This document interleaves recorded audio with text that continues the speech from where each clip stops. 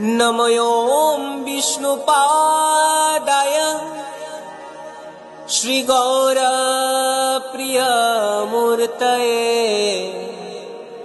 श्रीमते भक्तिवल्लभ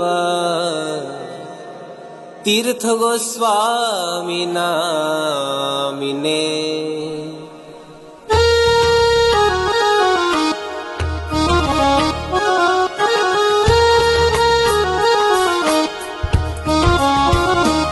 अशमाहिनी बाशहि पाठरसे धनधात्री शिरोमणि पुत्र शुभम्।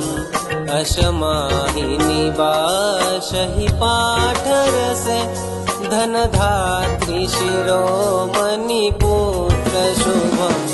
शिवपूजन साधन शुद्ध गुणम् शिवपूजन साधन शुद्ध गुणम्।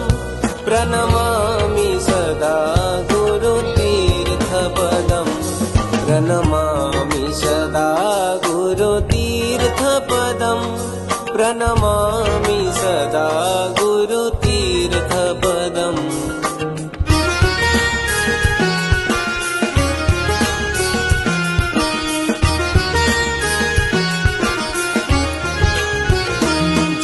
कोमल चंपक गौरतनुं मृदुहासमुखोज्जलतुष्करिदम्।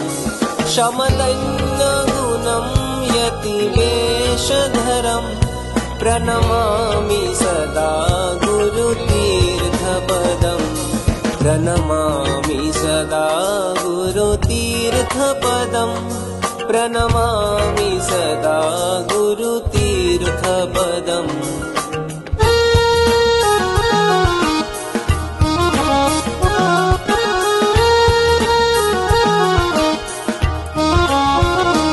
रघुमाधव देवक शिष्यवरम् गुरुगोष्ठीशमादरदाश परम्।